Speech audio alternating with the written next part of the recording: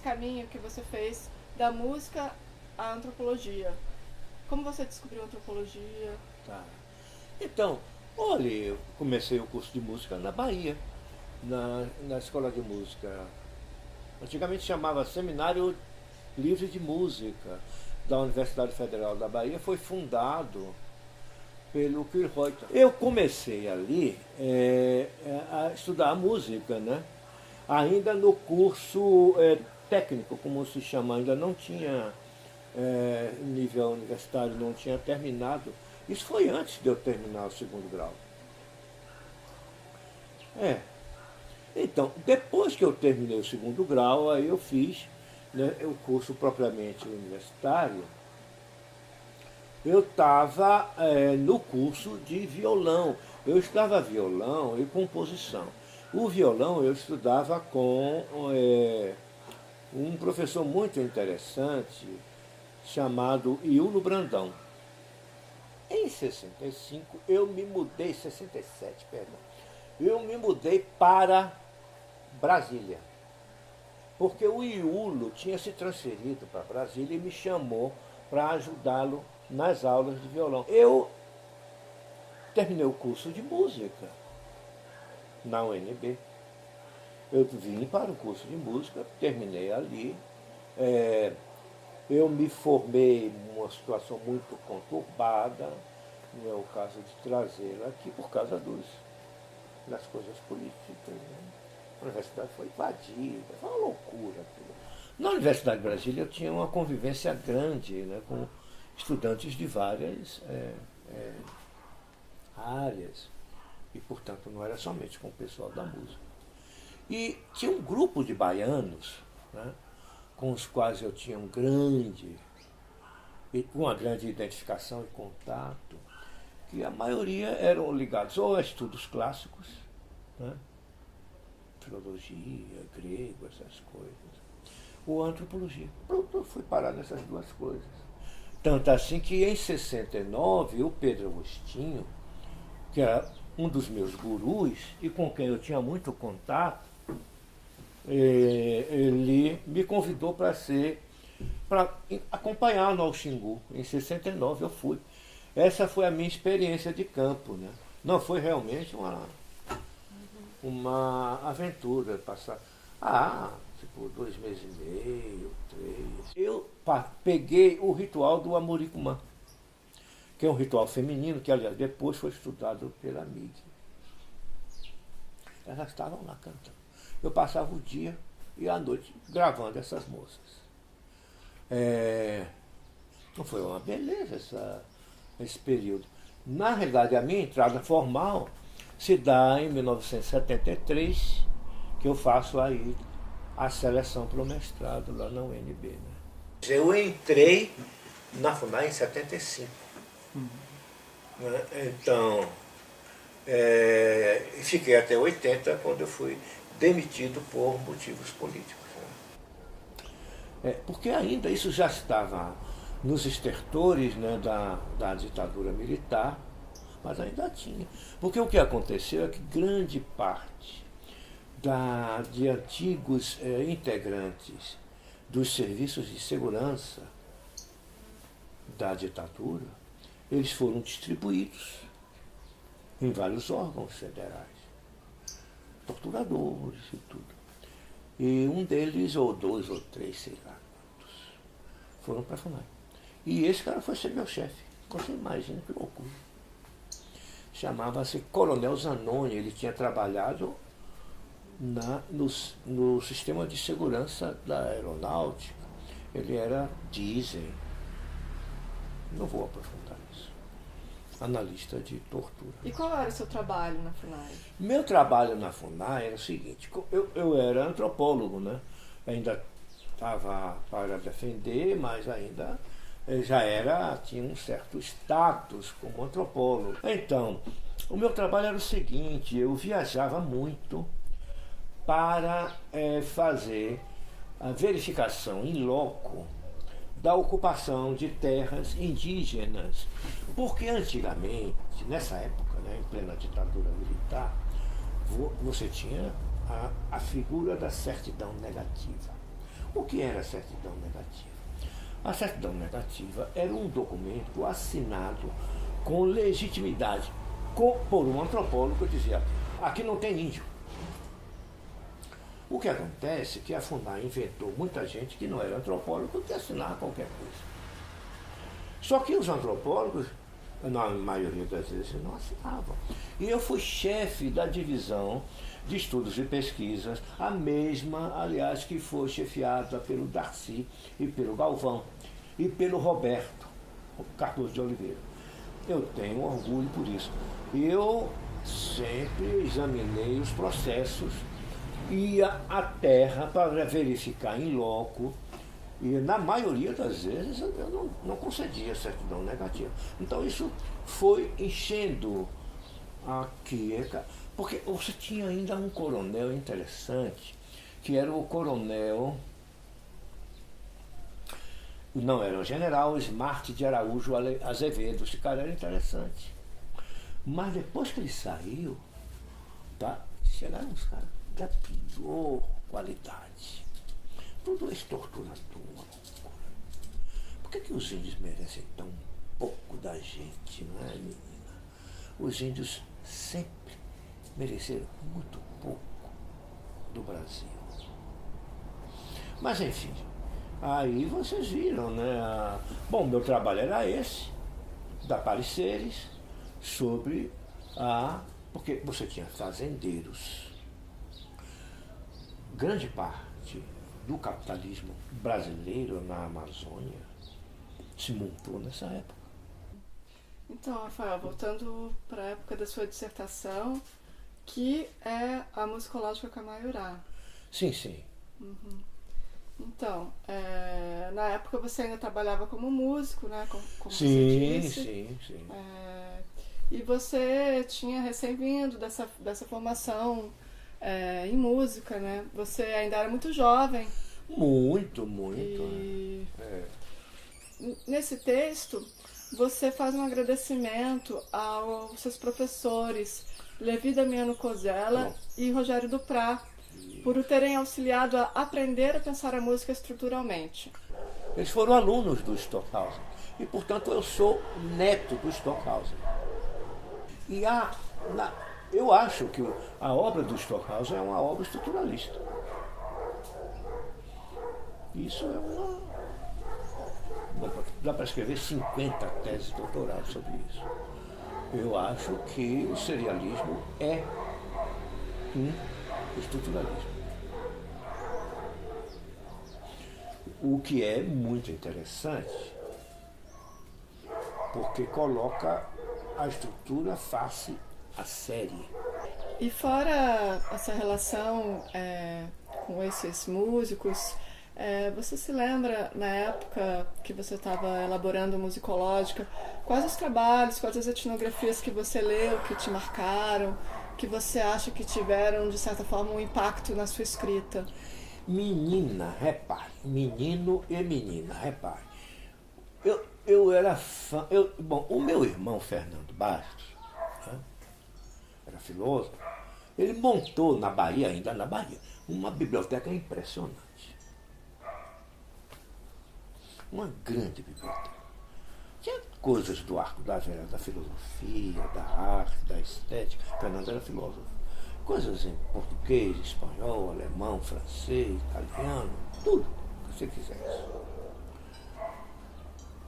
E o Fernando era uma figura, ele tinha um lance meio de guru comigo, né?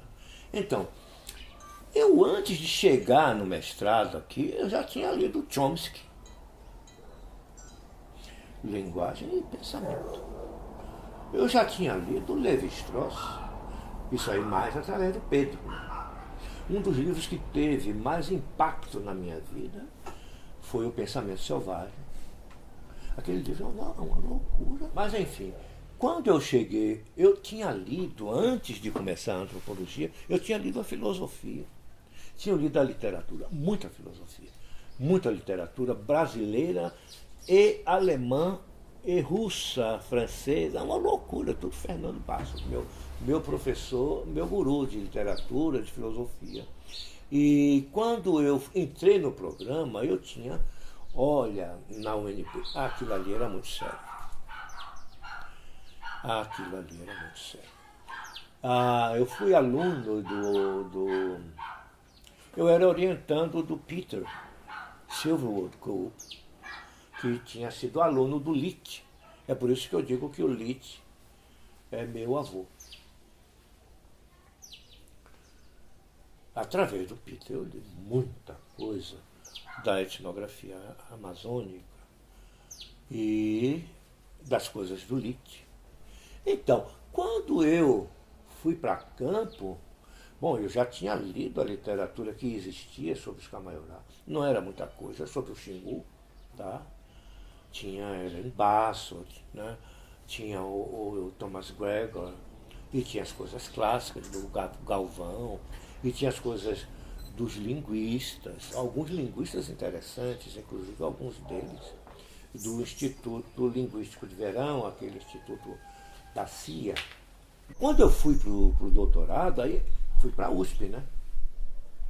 Porque a musicológica ela foi uma questão UNBista.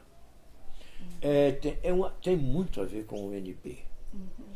Tem muito a ver com Lévi-Strauss. Sim, tanto é, eu acho que essa tua atenção às categorias musicais, à conceitualização da música e o próprio título, né? Musicológico. Claro. Que é essa atenção à lógica musical. Claro. Que não é apenas uma lógica musical, mas que você mostra no seu texto que é como o pensar musical é central na constituição da cosmologia Camaiorá, mas também é talvez uma referência às mitológicas. Menina, talvez, não certamente. Mas então, eu tenho um débito grande. Não sou um herdeiro do Lévi-Strauss, mas eu sempre procuro ver o que é que ele diria sobre as coisas que eu escrevo. Acho que ele tem sempre alguma coisa interessante a dizer, né? Mesmo que você descubra depois de algum tempo que evidentemente o cara não pode. É como Marx, é como Aristóteles, não pode dizer tudo. Eu acho que o conceito de ordem em Lévi-Strauss e sua equação com o mito, e, de outro lado, a equação da desordem,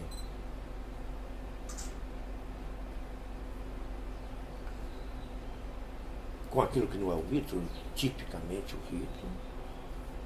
É claro que isso merece muita discussão. O Eduardo Viveiro de Castro ele disse muito bem uma vez que o ritual é o primo pobre do estruturalismo. Mas exatamente porque o Lévi-Strauss, a meu ver, tem uma visão da ordem, como se a ordem ela fosse excluísse a chamada desordem. Eu acho que a própria a fractalidade é um pouco isso. A desordem é um pouco estruturada. Então, mas isso é um investimento que eu tenho feito a partir da Jaguatirica, né? Aquilo ali é uma tentativa de mostrar que o ritual tem uma ordem absolutamente matemática. Só que a matemática, ela não é uma matemática careta.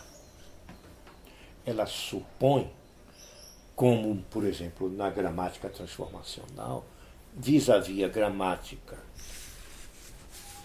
generativa, ela supõe saltos de frases geradas, você pode ter transformações.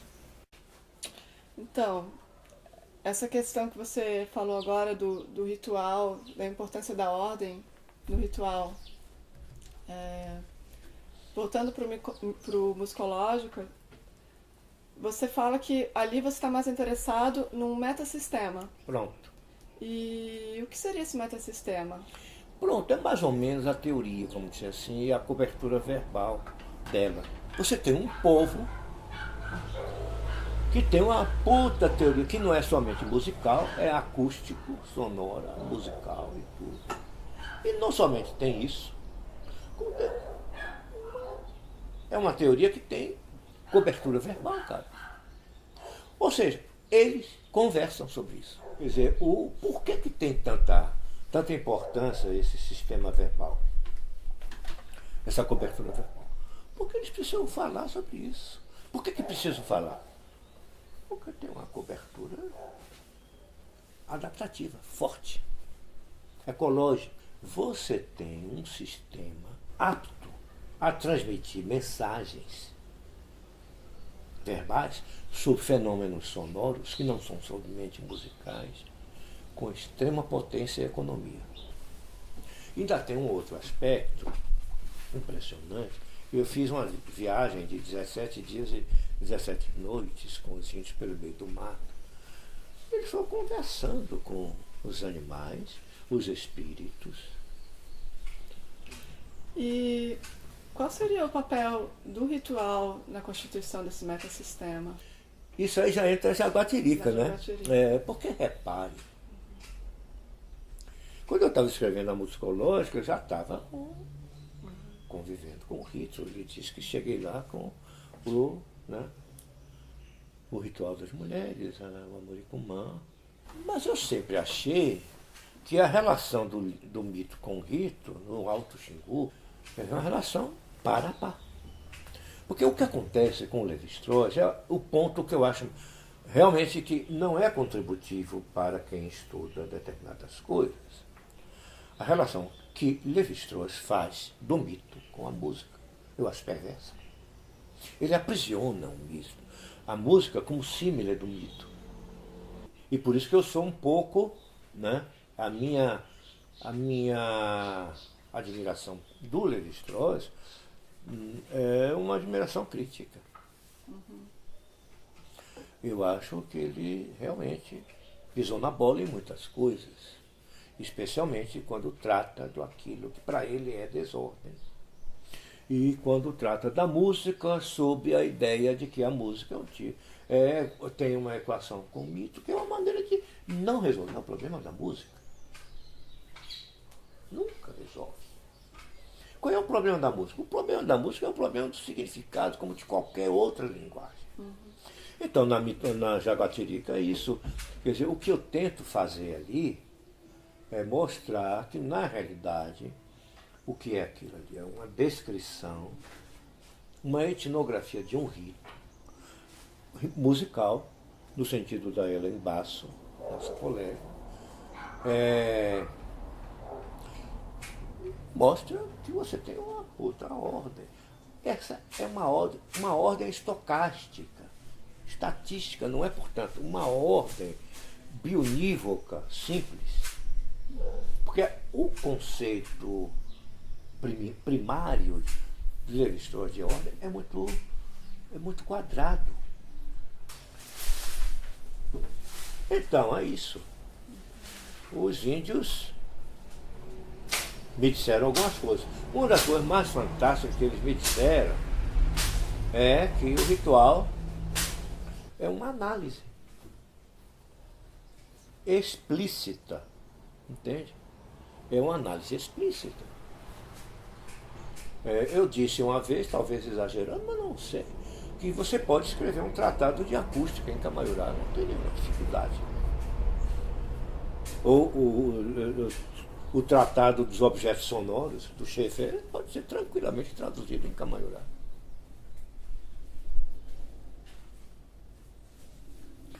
Então, pessoal, acho que é isso, viu?